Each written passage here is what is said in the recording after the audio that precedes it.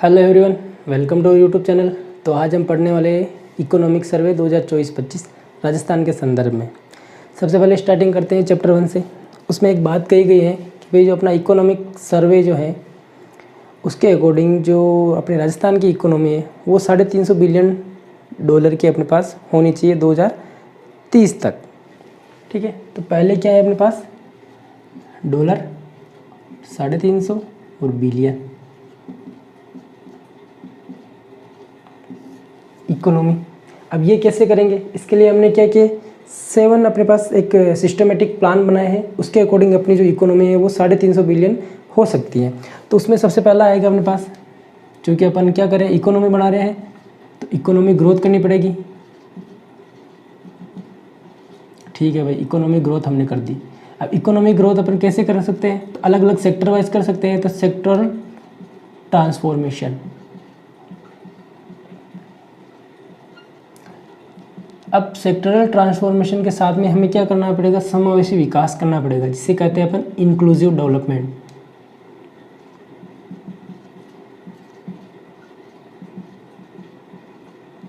ठीक है, 3 काम कर दिए, 7 करने 3 कर दिए। पहला तो इकोनॉमी थी तो इसको ग्रोथ कर दी। दूसरा था कि भाई हम क्या करेंगे अलग अलग सेक्टर वाइज कर देंगे। तीसरा था कि भाई हम समावेशी विकास करेंगे। हम करेंगे तो सारी चीज़ों को कंसिडर करते हुए करेंगे। ठीक है, अब इन तीनों से क्या होगा अपने पास कैपिटल फॉर्मेशन, पैसा बनना स्टार्ट हो जाएगा। कैपिटल फॉर्मेशन, ठीक है भाई, कैपिटल फॉर्मेशन तो हो चुका है, लेकिन हमें क्या करना पड़ेगा, अब इस प्राइस को स्टेबलाइज करना पड़ेगा। तो अगला जो 5वां पिलर है वो अपने पास है प्राइस स्टेबलाइजेशन, मूल्य स्थिरीकरण। ठीक है भाई, पैसा बन चुका है। अब पैसा बन चुका है तो उसे जमा करना पड़ेगा। जमा करने के लिए अपने पास आएंगे फाइनेंशियल सर्विसेज, बैंक्स वगैरह। तो अगली जो अपने पास 6 नंबर पे आएगा वो आएगा फाइनेंशियल सर्विसेज, वित्तीय सेवाएं। अब वित्तीय सेवाएं हैं, पैसा आ रहा है, खर्च भी हो रहा है, तो हमें क्या करना पड़ेगा, उसका मैनेजमेंट करना पड़ेगा। तो वो आता है अपने पास फिजिकल मैनेजमेंट में। तो जो 7वां पिलर है वो अपने पास है फिजिकल मैनेजमेंट। ठीक है, ये सातों के सातों 1 2 3 4 5 6 7, ठीक है, सातों पॉइंट मैंने स्टोरी वाइज याद किए। होता क्या है कि भाई जैसे ऑप्शंस दे दे 4, उनमें से पूछ ले कि भाई कौन सा नहीं है, तो उसके लिए अपने को सातों पता होने चाहिए, तब जाके अपन एलिमिनेट कर सकते हैं उस जो नहीं है उसको। तो मैंने क्या स्टोरी वाइज की कि भाई इकोनॉमी बनानी है 350, तो सबसे पहले इकोनॉमी ग्रोथ करेंगे। फिर क्या करेंगे सेक्टरल ट्रांसफॉर्मेशन, अलग अलग सेक्टर वाइज करेंगे। फिर हम क्या करेंगे समावेशी विकास कर देंगे। अब क्या हुआ, ये करने के बाद पैसे बनने लग जाएंगे तो कैपिटल फॉर्मेशन। उसके बाद प्राइस को स्टेबलाइज करना पड़ेगा। अब पैसे बन चुके हैं तो उनको बैंकों में ले जाना है, तो फाइनेंशियल सर्विसेज, और उसके बाद में उसका प्रबंधन करना है तो फिजिकल मैनेजमेंट। तो ये 7 पॉइंट है। पहला पॉइंट तो क्लियर हुआ कि भी 350 बिलियन इकोनॉमी अपने को बनानी है राजस्थान की, तो क्या करना है। ठीक है, ये तो एक अलग पॉइंट था जो हमने देख लिया। मेन जो अपने काम की है वो है इकोनॉमिक सर्वे में डाटा, और पहले चैप्टर में अथाह डाटा है, अलग अलग जगह बिखरे पड़े हैं। हम क्या कर रहे हैं, उनको एक जगह इकट्ठे करने की कोशिश कर रहे हैं, ताकि जब भी कोई क्वेश्चन हो, एक अपन टेबल बनाएंगे, इस टेबल में सारे डाटा को एक जगह रख देंगे। इवन ग्रोथ रेट भी हम यहीं पर रखेंगे, ताकि कोई सा भी क्वेश्चन पुटअप हो तो अपन एग्जाम में ये टेबल बना ले, और जो भी क्वेश्चन पूछे उसकी डिमांड के अकॉर्डिंग वहाँ से आंसर निकाल पाए। तो टेबल बनाते हैं। सबसे पहले अपने पास कुछ चीज़ें होती हैं, GSDP, उसके बाद लिखेंगे अपन GSVA। ये चीज़ें जैसे लिख रहे हैं उसी सीक्वेंस में होनी चाहिए। NSDP और पर कैपिटा इनकम, इसकी हिंदी लिख देते हैं सकल राज्य घरेलू उत्पाद, सकल राज्य मूल्य वर्धन, शुद्ध राज्य घरेलू उत्पाद, प्रति व्यक्ति आय, पर कैपिटा इनकम। क्लियर, ठीक है। अब ये जो वैल्यूज़ निकाली जाती है उसके लिए अपने पास 2 पैरामीटर लिए जाते हैं। एक होता है अपने पास स्थिर मूल्य, एक होता है प्रचलित मूल्य।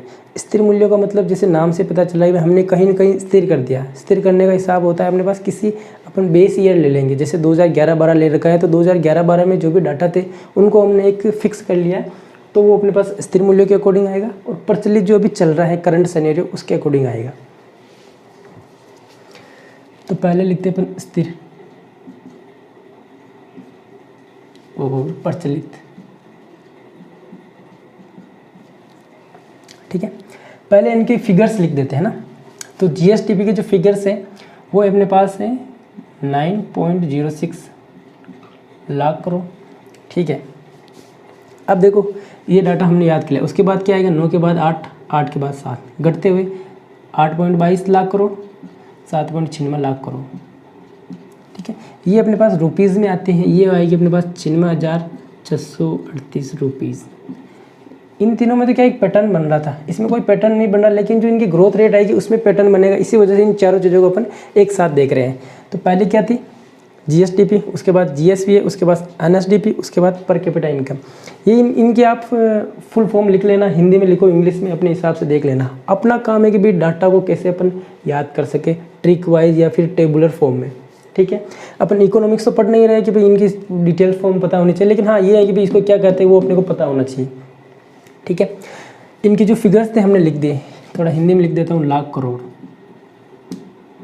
एलसी का बाद में पता नहीं क्या ही मतलब निकालोगे। ठीक है, अब प्रचलित है, देखो होता क्या है कि भाई स्थिर मूल्य पे वैल्यू आती है वो कम आती है, क्योंकि हमने क्या 2011-12 में फिक्स की हुई वैल्यू, और प्रचलित मूल्य पे जो भी करंट चल रही है, तो महंगाई समय के साथ में बढ़ती है, इनकम भी बढ़ती है, तो सारी चीज़ें जो आएगी वो प्रचलित मूल्य पे ज़्यादा वैल्यू में आएगी। ठीक है, तो वैल्यूज़ लिख लेते हैं इसकी, प्रचलित मूल्य पे आएगी, यहाँ आ जाएगा इसका, थोड़ा आगे करते हैं इसको।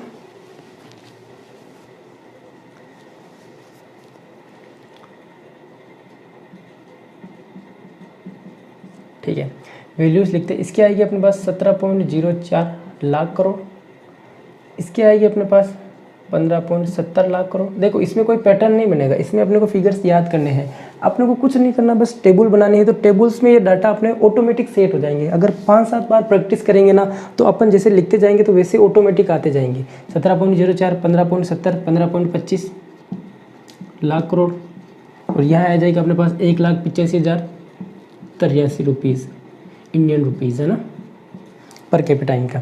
क्लियर। अब बात आती है ग्रोथ रेट की। ठीक है, पहले अपन स्थिर के निकालेंगे, उसके बाद अपन प्रचलित के लिखेंगे।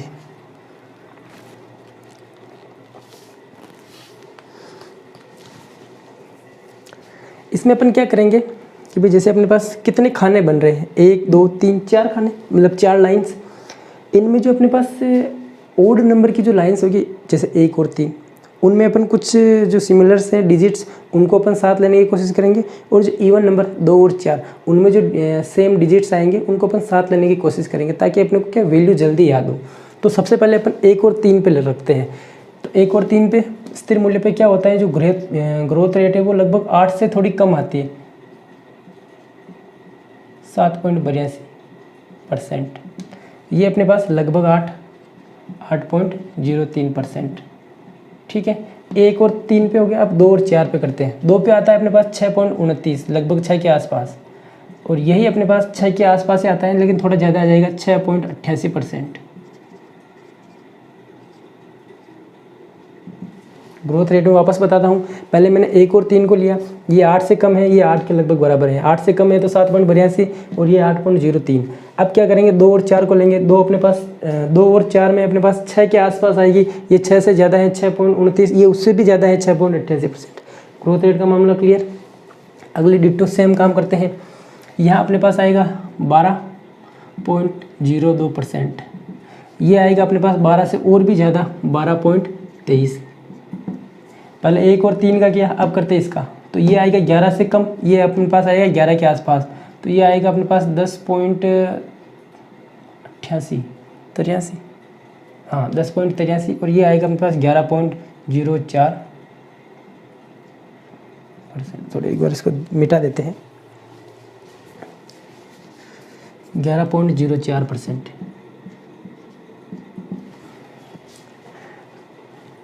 क्लियर। ये थे अपने पास फिगर्स लाख करोड़ में, ये अपने पास थे इनके ग्रोथ रेट परसेंटेज में। इन्हीं से क्वेश्चन पूछे जाएंगे जो हमने एक साथ कंबाइन कर लिया। यहाँ तक कोई प्रॉब्लम नहीं होनी चाहिए। ट्रिक मैंने बता दी कि भाई सबसे पहले इसमें स्थिर मूल्य को देखते हैं, 9, उसके बाद 8, उसके बाद 7। ठीक है, ग्रोथ रेट देखते हैं, पहले 1 नंबर और 3 नंबर के देख लेंगे। स्थिर मूल्य पे क्या आएगी अपने पास, 8 से कम, ये 8 के आसपास। उसके बाद आएगी 2 नंबर और 4 नंबर, ये 6 वाली फिगर्स में आएंगे, ये भी अपने पास 6 वाले फिगर्स में आएंगे। उसके बाद आते हैं प्रचलित मूल्य पे, इसमें क्या करेंगे 17.04, 15.70, 15.25, क्लियर। उसके बाद ग्रोथ रेट देखते हैं, तो 1 नंबर पे अपने पास 12 के आसपास, ये 12 से ज़्यादा, ये अपने पास 11 से कम, और ये 11 के आसपास है। ये थोड़े इसको भी सही कर देते हैं, 12.23। आज मार्कर थोड़ा कम काम कर रहा है, 12.23%, ठीक है, क्लियर। फिर आती है पर कैपिटा इनकम, तो इसमें क्या अपने पास लाख करोड़ नहीं आएंगे, इंडियन रुपीज़ आएगी। 96,000 याद कर लो यहाँ, या 1,85,000 याद कर लो, क्लियर। इकोनॉमिक सर्वे में अपने को बाईपास का कोई सिस्टम नहीं है, डाटा को अपने को याद करना है लेकिन एग्जैक्ट याद करना, ठीक है। ये मैंने थोड़ा प्रयास किया है समराइज करने का। अब अगला टॉपिक देखते हैं। अगला टॉपिक आएगा अपने पास gross fixed capital formation, GCFC। शायद मैंने कुछ गलत बोल दिया, लिखने के बाद में ही पता चलेगा। ग्रॉस फिक्स्ड कैपिटल फॉर्मेशन, ठीक है। सकल, मार्कर कम नहीं, बहुत कम काम कर रहा है, सकल स्थायी पूंजी निर्माण, इसकी हिंदी इसी वजह से लिखी क्योंकि ये काम की है, इसी वजह से। Gross fixed capital formation, clear. देखो इसमें क्या लिखा है, पूंजी निर्माण। तो सरकार एक कुछ ऐसा काम करती है कि भाई अपने पास क्या पूंजी आए, ठीक है। तो अब वो कितनी आ रही है, सबसे पहले उसके फिगर्स देखते हैं। तो वो है अपने पास 4,48,061 करोड़। जैसे हमने वहाँ देखा था कि भाई 9.06 लाख करोड़, यहाँ आप समझ सकते हो 4.48 लाख करोड़, ठीक है। लेकिन इसमें अपने पास एग्जैक्ट डाटा था तो मैंने लिख दिया 4,48,061 करोड़, ठीक है।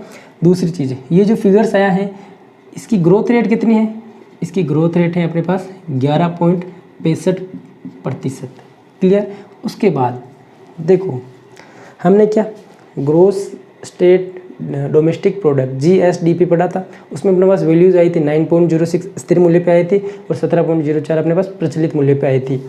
तो ये जो है ना अपने पास 4.48 लाख करोड़, ये अपने पास GSDP में कितना कंट्रीब्यूशन कर रही है प्रचलित वाले में। तो GSDP का कितना परसेंटेज है, तो ये है लगभग 29.45%, क्लियर। GSDP का कितना प्रतिशत है, तो 29.45%। उसके बाद में होता क्या है कि भाई जैसे पूंजी निर्माण है, तो आपको इतना पता होगा कि भाई सरकार तो हमेशा कम पूंजी निर्माण ही करती है, लेकिन जो निजी सेक्टर होते हैं वो क्या करते हैं, पूंजी निर्माण ज़्यादा करते हैं। अब अगर अपन इसका जो वेटेज देखें तो निजी और प्राइवेट, एक पॉइंट कर देते हैं, सॉरी निजी और सार्वजनिक, निजी सेक्टर सार्वजनिक, तो ये ओवरऑल जो पूंजी निर्माण हुआ उसमें निजी सेक्टर का कितना कंट्रीब्यूशन था, तो ये था 78.27। 100 में से 78.27 अगर निजी का है तो रिमेनिंग अपने पास सार्वजनिक का हो जाएगा। अगर ये पूछ ले तो ये तो अपने को याद ही है, इसका अपन निकाल सकते हैं, 100 में से इसको माइनस कर देंगे तो क्या आ जाएगा अपने पास, अभी निकालें, चलो निकाल ही लेते हैं। 178.27 3 7 1 2 21.73 21.73%। जो स्थायी पूंजी निर्माण थी 4.48 लाख करोड़, उसमें जो निजी ने अपना कितना योगदान दिया, मतलब निजी जो सेक्टर थे उन्होंने कितने बनाए हैं, उन्होंने लगभग 78% बनाए हैं इसके, ठीक है। अब ये तो अपने पास निजी और सार्वजनिक। एक चीज़ और आती है अपने पास सेक्टर वाइज,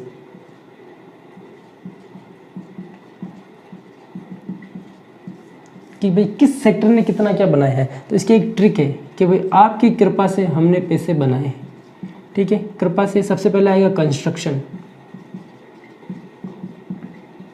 उसके बाद आएगा रेजिडेंशियल बिल्डिंग,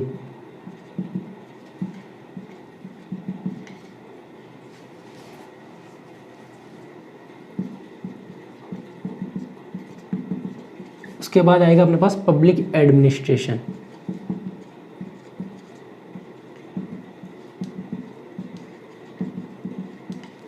कंस्ट्रक्शन का मतलब निर्माण,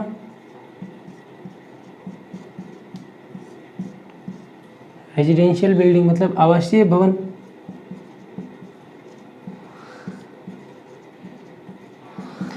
पब्लिक एडमिनिस्ट्रेशन यानी लोक प्रशासन। अगर 3 तक अपने को जैसे दे रखे हैं ऑर्डर्स कि भाई इन 3 में अगर ऑर्डर बनाए तो ऐसे करेंगे। अगर अपन 2 और करना चाहे तो एक होती है मैन्युफैक्चरिंग,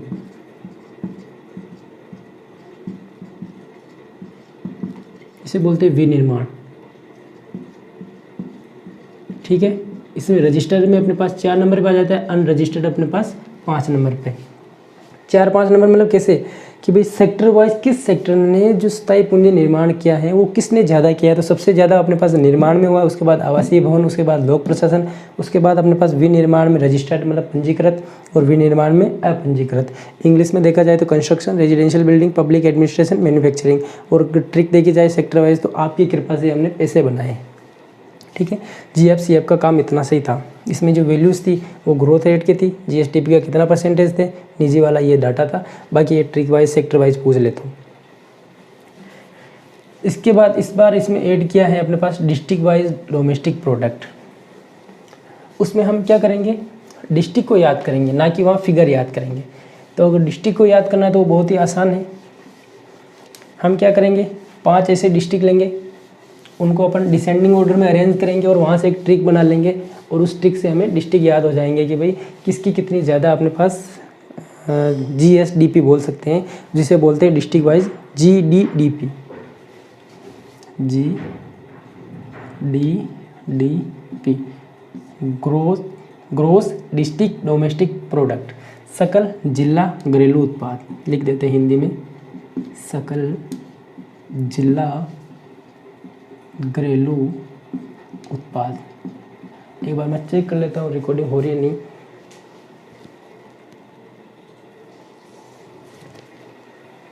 ठीक है, तो सकल जिला घरेलू उत्पाद, इसके भी अपने को डाटा दे रखे हैं। डाटा नहीं करेंगे अपन, डिस्ट्रिक्ट याद करेंगे। तो 5 डिस्ट्रिक्ट देख लेते हैं। इसमें क्या करेंगे, पहले प्रचलित के बारे में पढ़ेंगे, उसके बाद स्थिर में। इससे पहले हमने क्या स्थिर के बारे में पढ़ा था और उसके बाद प्रचलित। यहाँ अपन जस्ट अपोजिट कर देते हैं, प्रचलित पहले देख लेते हैं, उसके बाद में स्थिर देख लेंगे, ठीक है। मैंने कहा था 5 डिस्ट्रिक्ट हम सेलेक्ट करेंगे। उन डिस्ट्रिक्ट को हमने डिसेंडिंग ऑर्डर में अरेंज किया। उनके जो इंग्लिश में जो अल्फ़ाबेट थे स्टार्टिंग वाले, उनको मैंने एक साथ किया। तो वहाँ से मेरे को पता चला कि भाई 5 डिस्ट्रिक्ट जो ऐसे हैं उनमें कुछ कर दिखाने का है जज्बा, ठीक है। जज्बा, JAJBA, जज्बा। यहीं से अपने पास सबसे ज़्यादा इसकी, उसके बाद इसकी, उसके बाद इसकी डिस्ट्रिक्ट आ जाएंगे। तो सबसे पहले आता है अपने पास जयपुर, उसके बाद अलवर, उसके बाद जोधपुर, उसके बाद भीलवाड़ा, उसके बाद अजमेर। क्लियर। स्थिर में अपने पास डिटो यही सीक्वेंस आएगा, लास्ट वाला सीक्वेंस चेंज हो जाएगा, जज्बा की जगह जजब हो जाएगा, ठीक है। JAJAB, clear. तो जयपुर, अलवर, जोधपुर, ये तीनों तो सेम रहे अपने पास। उसके बाद आते हैं अपने पास अजमेर, और उसके बाद में भीलवाड़ा, ठीक है। ये तो थी अपने पास वैल्यू के रूप में कि भाई जैसे 2.12 लाख हैं लगभग इस जयपुर की जो सकल जिला घरेलू उत्पाद है ना, 2.12 लाख करोड़ रुपीज़। तो फिगर्स तो अपन याद नहीं करेंगे, अपन डिस्ट्रिक्ट याद कर लेते हैं, ठीक है। फिगर्स के रूप में तो ये डिस्ट्रिक्ट थे। उसके बाद में आएंगे इनकी ग्रोथ रेट। तो ग्रोथ रेट में कौन सा डिस्ट्रिक्ट अव्वल था, दोनों ही केस में अलवर 1 नंबर पे आएगा, ठीक है। ग्रोथ रेट में तो कोई लोचा रहा ही नहीं। अगर अपन एक डिस्ट्रिक्ट नहीं 2 डिस्ट्रिक्ट याद करना चाहिए तो देखो होता क्या है, एक भी एक तो आज है, एक कल है। आज तो आज है, कल आएगा, मतलब कल बाद में है। अब इसी आज को थोड़ा मॉडिफाई करते हैं। अभी जो करंट टाइम है वो अब, और उसके बाद आज। तो आज तो क्या सुबह से लेकर शाम तक रहता है, अब इसी वक्त है। तो अब पहले आता है और आज बाद में आता है, मतलब बाद में, मतलब उसका ड्यूरेशन लंबा है तो अपन थोड़ा समझ लेते हैं कि बाद में आएगा। तो यहाँ पहले क्या आएगा, अब आएगा। ग्रोथ रेट में पहले अब आएगा और उसमें आ जाएगा। तो ऐसे तो अपने पास ए मतलब अलवर, यहाँ भी अलवर। यहाँ क्या आ जाएगा आपको पता चल ही गया होगा, भीलवाड़ा आ जाएगा। और वहाँ क्या आ जाएगा, वहाँ जयपुर आ जाएगा, ठीक है। ये थी अपने पास सकल जिला घरेलू उत्पाद में डिस्ट्रिक्ट। इसी के साथ में एक और डाटा दे रखा है जिले के अकॉर्डिंग पर कैपिटा इनकम, जिलेवार प्रति व्यक्ति आय। ठीक है, उसमें भी हमने कुछ ट्रिक्स बनाई हैं, वो देख लेते। जो आपने देखा था ना अब और आज, डिट्टो यही ट्रिक है, बस एक ग्रोथ रेट में थोड़ा सा चेंज आ जाएगा, वो देख लेते हैं। इसमें भी पहले प्रचलित के लिए देखेंगे, उसके बाद स्थिर के लिए देखेंगे। जिलेवार पर कैपिटा इनकम, PCI प्रति व्यक्ति आय, जिलेवार प्रति व्यक्ति आय। ठीक है, सबसे पहले किसके लिए देखेंगे? प्रचलित के लिए, उसके बाद किसके लिए देखेंगे? स्थिर के लिए। ठीक है भाई, तो सबसे पहले क्या आता है? अब आता है, तो यहाँ भी अब आएगा। उसके बाद क्या आता है? आज आता है, तो यहाँ आज आ जाएगा। अब मतलब अलवर और भीलवाड़ा, आज मतलब अलवर और जयपुर, ये तो अपने पास वैल्यू की टर्म में आ गई, जयपुर सॉरी। ठीक है, अब ग्रोथ रेट इसमें भी देख लेते हैं। तो इसमें ग्रोथ रेट में क्या आएगा?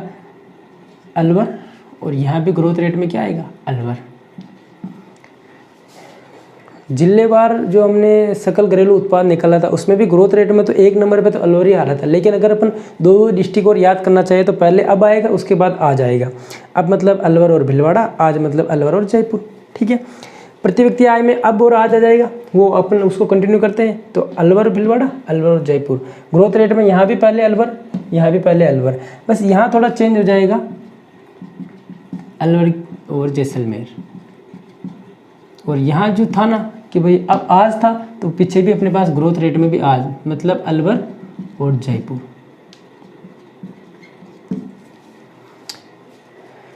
क्लियर?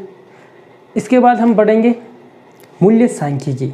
उसमें अपने पास आएगा WPI और CPI। WPI मतलब थोक मूल्य सूचकांक, होलसेल प्राइस इंडेक्स। CPI मतलब कंज्यूमर प्राइस इंडेक्स, उपभोक्ता मूल्य सूचकांक। ठीक है, उनमें अपने पास अलग अलग चीज़ें आएंगी, वहाँ से भी अपन कुछ चीज़ें देख लेते हैं। WPI और CPI पढ़ने के बाद में जो पहला चैप्टर है वो लगभग आधा हो जाएगा। तो मैंने प्रयास किया है कि जितना हो सके उतना हम चीज़ों को समराइज वे में पढ़ें। समराइज वे का मतलब ये नहीं कि भी चीज़ों को छोड़ दें, चीज़ें सारी कवर करनी है, लेकिन जितना हो सके उनको एक साथ लाने की कोशिश करें, ताकि वो जो डाटा है वो अपने परमानेंट सेट हो जाए। और ये जो भी WPI और CPI पढ़ने के बाद में अपना आधा चैप्टर जो कंप्लीट हो रहा है वो इसी का रिजल्ट है कि भाई हम कितने कम समय में चीज़ों को सबको पढ़ पा रहे हैं। बिना टाइम वेस्ट किए बढ़ते हैं आगे।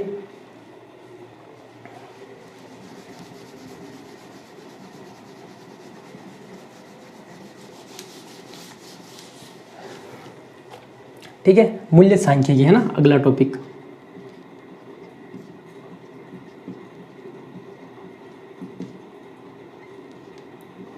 ठीक है, दो है अपने पास, WPI और CPI, थोक मूल्य सूचकांक, थोक मूल्य सूचकांक, उपभोक्ता मूल्य सूचकांक, उपभोक्ता मूल्य सूचकांक। ठीक है, पहले WI को पढ़ लेते हैं, उसके बाद CPI को पढ़ लेंगे। ठीक है, WI कुछ चीज़ें हैं वो देख लेते हैं। पहली चीज़ तो ये मासिक निकाला जाता है। दूसरी चीज़ इसका आधार वर्ष 1999 2000। तीसरी चीज़ इसे कौन निकालता है? तो इसे निकालता है आर्थिक एवं सांख्यिकी निर्देशालय, सांख्यिकी निर्देशालय। इसमें केवल वस्तुएं शामिल होती हैं, इसमें वस्तुएं और सेवाएं, क्योंकि देखो उपभोक्ता है तो वो क्या करेगी? सर्विस भी काउंट होती है उसमें, तो उसमें सेवा और अपने पास क्या होगी? वस्तुएं, दोनों काउंट होगी। इसमें अपने पास केवल वस्तुएं शामिल होती हैं।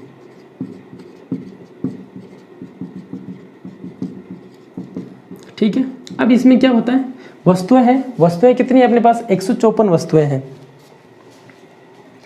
इन चीज़ों को वापस मिटा रहा हूँ, एक बार देख लो। मासिक निकाली जाती है, आधार वर्ष 1999 2000 है, आर्थिक एवं सांख्यिकी निर्देशालय द्वारा निकाली जाती है, और इसमें केवल वस्तुएं शामिल हैं। अब इसमें वस्तुएं कौन कौन सी हैं, उनको कैसे उनकी कितनी संख्या और उनको किस किस कैटेगरी में किस किस हिसाब से बांट रखा है। तो इसमें अपने पास क्या है? 154 टोटल वस्तुएं हैं। क्लियर। उनको हमने 3 सेक्टर में बांट रखा, एक तो हुआ प्राथमिक, दूसरा अपने पास विनिर्मित, तीसरा अपने पास ईंधन और शक्ति। ठीक है, पहले नंबर पे आएगी अपने पास 75 वस्तुएं, उसके बाद आएगी अपने पास 69, उसके बाद आएगी 10, इनको काउंट करेंगे 154 अपने पास टोटल हो जाएगी। ठीक है, अब क्या होता है इनमें ग्रोथ रेट देखते हैं।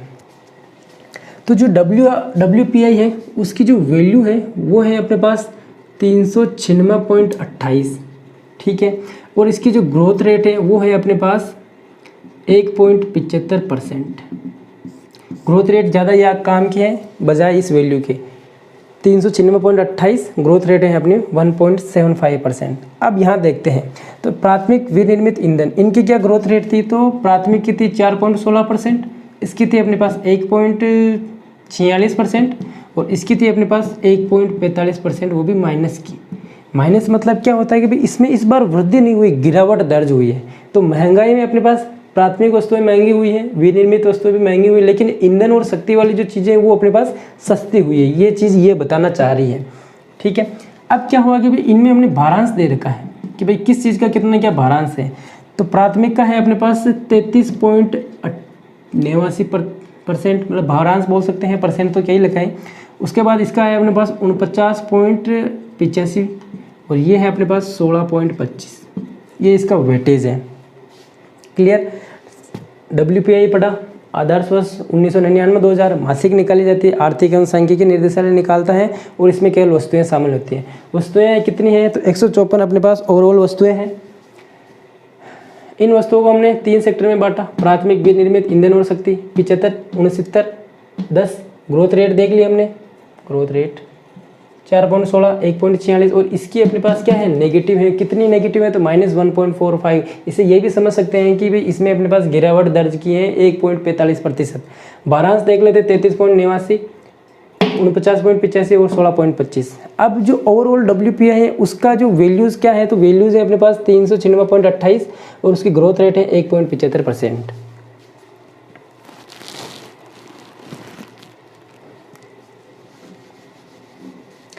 आगे बढ़ते हैं, CPI निकालते हैं, कंज्यूमर प्राइस इंडेक्स। इसी के साथ में पहला चैप्टर आधा कंप्लीट। ठीक है, CPI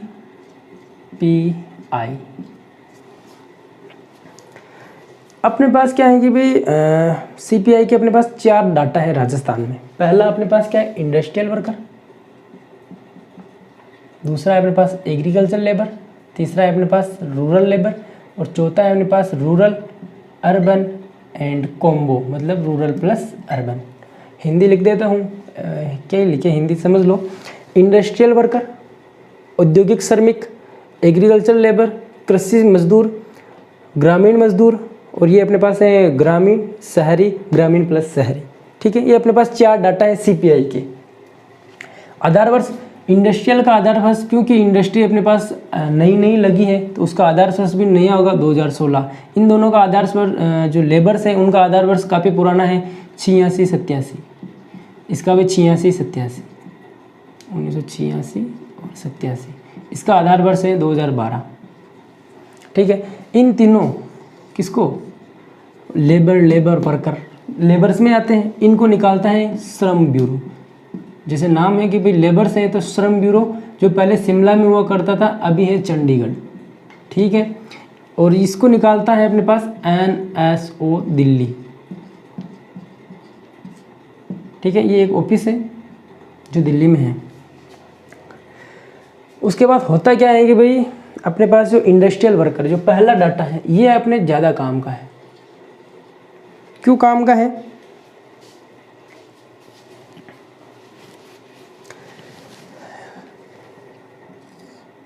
क्योंकि अपने पास जो महंगाई दर जो है डिसाइड होती है ना, डियरनेस अलाउनेस, वो उसमें अपने को इसको आधार मानते हैं। तो ओवरऑल भारत में अपने पास कितने हैं, 88 केंद्र लिए जाते हैं।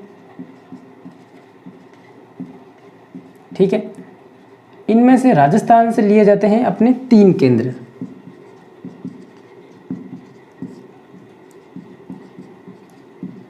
ठीक है।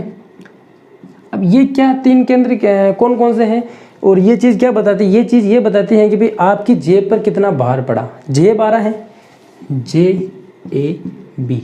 हमें क्या कि भी चीज़ों को स्टोरी वाइज याद करना ताकि अपने को डिस्ट्रिक्ट वगैरह रटना ना पड़े, ऑटोमेटिक याद हो जाए। ये क्या अपने पास जो कंज्यूमर प्राइस इंडेक्स या फिर मूल्य सांख्यिकी की महंगाई वगैरह बताती है। तो राजस्थान से 3 केंद्र लिए जा रहे थे, क्या बताएंगे आपकी जेब पर कितना भार पड़ा। जेब से आ गया अपने पास JAB मतलब जयपुर अलवर भीलवाड़ा। एक चीज़ और बताता हूँ मैं आपको, पहले ये जो 3 केंद्र लिए जाते थे उनमें अलवर की जगह अजमेर लिया जाता था, लेकिन 2016 से ही अपन अजमेर की जगह अलवर को ले रहे हैं। ठीक है। अब क्या है इसमें जो ग्रोथ रेट है उस ग्रोथ रेट को थोड़ा अलग है। उसमें सबसे ज़्यादा अपने पास है अलवर की, उसके बाद है भीलवाड़ा की, उसके बाद है जयपुर की। ग्रोथ रेट का डाटा एक बार, हाँ ठीक है, 4.50, 1.06 और 0.79। मैंने यूट्यूब पे देखे थे, बहुत सारे टीचर ने थोड़ा बहुत गलत बता रखा है। तो ग्रोथ रेट का डाटा अपने पास अलवर का सबसे ज़्यादा है, उसके बाद भीलवाड़ा का है और उसके बाद है जयपुर का। कुछ ने ग्रोथ रेट यही बता रखी हैं, जो जेब है जयपुर की है, उसके बाद अलवर की है, उसके बाद भीलवाड़ा की, जबकि एक्चुअल ग्रोथ रेट ये है। ठीक है। एक बार वापस से रिवाइज कर लेते हैं कि भाई हमने आज क्या क्या पढ़ा।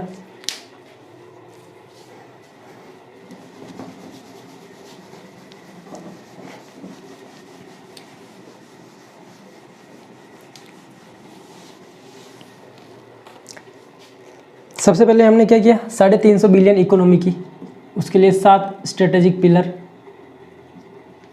ठीक है, बिलियन हो गया इकोनॉमी, उसके लिए हमने 7 स्ट्रेटेजिक पिलर देखे थे। सबसे पहले हमने इकोनॉमिक ग्रोथ की, उसके बाद हमने सेक्टोरल ट्रांसफॉर्मेशन किया, उसके बाद हमने इंक्लूसिव डेवलपमेंट किया। इन तीनों से क्या पैसा बना, कैपिटल फॉर्मेशन। फिर क्या किया, पैसा बन गया तो उसको स्टेबलाइज किया, प्राइस स्टेबलाइजेशन।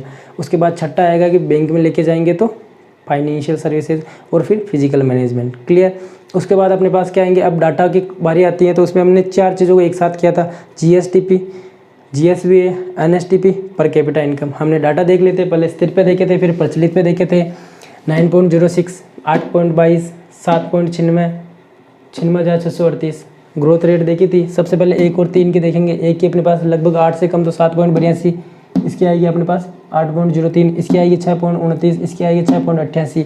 उसके बाद प्रचलित पे शिफ्ट होते हैं। प्रचलित पे सबसे पहले देखा था 17.04 लाख करोड़, उसके बाद 15.70, उसके बाद 15.25, उसके बाद 1,85,083 या 53 जो भी है, 1,85,000। ठीक है। उसके बाद हमने देखा था ग्रोथ रेट, तो 1 नंबर पे आते हैं अपने पास 12 के आसपास, 12.03। उसके बाद 3 नंबर पे 12.23, 12 से थोड़ी ज़्यादा। 2 नंबर पे 11 से कम, 11.83। यहाँ अपने पास आइए ये लगभग 11.04। ठीक है। उसके बाद हमने देखा था, यहाँ लिख देता हूँ, ये एक तो पहला पॉइंट दिया था, दूसरा point GSDP, GSVA, NSDP, per capita income. ठीक है। तीसरा पॉइंट था gross fixed capital formation, 4.48 lakh, 4,48,061 crore. वो अपने GSDP का कितना था, 29.45%, और ग्रोथ रेट 11.65%। और जो निजी और सार्वजनिक में देखा तो निजी में अपने पास कितनी आ रही थी, 78.27। और अगर सेक्टर वाइज देखा जाए तो आपकी कृपा से ही हमारे पूंजी का निर्माण हुआ है। उसके बाद हमने क्या देखा था, हाँ, ग्रोस डिस्ट्रिक्ट डोमेस्टिक प्रोडक्ट और जिलेवार पर कैपिटा इनकम, दोनों चीज़ें देखी थी। इसमें हमने सबसे पहले प्रचलित के लिए देखा था कि भाई 5 जिले हैं, उनमें कुछ कर दिखाने का है जज्बा। ठीक है। जज्बा से अपने डिस्ट्रिक्ट आ जाएंगे। उसके बाद उनमें क्या होगा कि जज्बा में जो लास्ट वाला जो दोनों के सीक्वेंस वो चेंज हो जाएंगे, जज्बा की जगह जजब हो जाएगा। ये तो आ गई डिस्ट्रिक्ट। उसके बाद ग्रोथ रेट, ग्रोथ रेट में पहले क्या आता है, अब आता है, तो पहले अब आ जाएगा, उसके बाद क्या आएगा, आज आ जाएगा। यहाँ तक मामला खत्म। ग्रोथ रेट में एक और की पॉइंट बताई थी कि भाई यहाँ आप ग्रोथ रेट किसी की भी देखो, अलवर पहले नंबर है अगर केवल एक डिस्ट्रिक्ट की बात हो। उसके बाद प्रति व्यक्ति आय में, तो प्रति व्यक्ति आय में सबसे पहले क्या आएगा, अब आएगा प्रचलित मूल्य पे, उसके बाद आ जाएगा ग्रोथ रेट में। यहाँ भी अलवर आएगा, लेकिन अगर 2 डिस्ट्रिक्ट देखना चाहिए तो अलवर और जैसलमेर आ जाएगा प्रचलित मूल्य पे। स्थिर मूल्य पे अलवर और जयपुर, जो अपने पास आ जा रहा था वो कोई आएगा। ठीक है। इसके बाद में क्या देखा था हमने, पर कैपिटा इनकम देख ली थी। पर कैपिटा इनकम के बाद में क्या देखा था, प्राइस इंडेक्स देखी थी, तो WPI देखा था और CPI देखा था। इसमें IW अपने पास ज़्यादा काम का था। 4 देख लेते हैं। IW agriculture labour, rural labour और rural urban and rural plus urban या फिर कॉम्बो। WPI में हमने देखा था मासिक निकाले जाते हैं 1999-2000 इसका आधार वर्ष है। इसमें 154 वस्तुएं हैं, प्राथमिक, विनिर्मित और ईंधन और शक्ति 75, 69, 10। वारांश देखा था हमने 33.89, 49.85, 16.25। फिर हमने देखी थी ग्रोथ रेट 4.16, 1.46, -1.45। WPI की ओवरऑल ग्रोथ रेट हमने देखी थी 1.75%। क्लियर। और उसके बाद में फिर हम CPI पे शिफ्ट हुए थे। इसमें हमने देखा था इनके आधार वर्ष देखे थे, इन तीनों को कौन निकालता वो देखा था, इसको कौन निकालता वो देखा था। फिर हमने IW को थोड़ा डिटेल में पढ़ा था। टोटल इंडिया में अपने पास 88 सेंटर्स लिए जाते हैं, उनमें से राजस्थान में 3 हैं जो आप ये बताते हैं कि भाई आपकी जेब पर कितना फ़र्क पड़ा है। तो जेब से अपने डिस्ट्रिक्ट आ गए। और ग्रोथ रेट देखी जाए तो सबसे ज़्यादा किसकी है, अलवर की, उसके बाद भीलवाड़ा की, उसके बाद जयपुर की। क्लियर। मिलते हैं अगले लेक्चर में चैप्टर 1 का दूसरा पार्ट। उसमें जो बची हुई चीज़ें, एक तो फिजिकल मैनेजमेंट बच रहा है उसको कर लेंगे और थोड़ा बैंकिंग वगैरह है उसको कर लेंगे। Okay, tata bye bye.